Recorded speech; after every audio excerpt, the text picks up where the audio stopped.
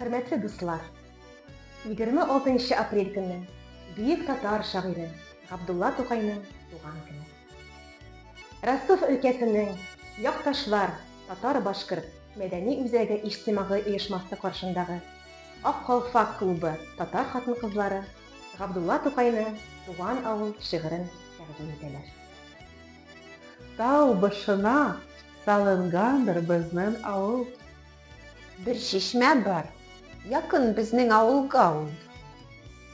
Авылыбызның ямен, суы тәмен белән.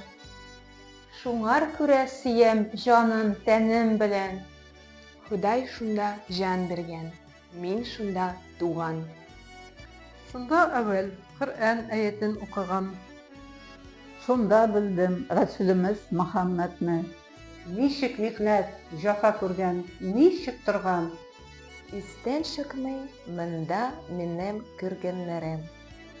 Шатлык белән уйнап, генә сәргәннәрем.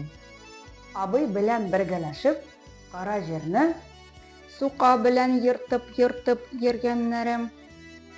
Бу дөньяда бәлки күп эшләр күрем. Билгесездер, кая ташлар бу тәкъдирем. Кая барсам, кайда торсам, нишләсәм дә Хәтеремдә мәңге калыр туган җирем.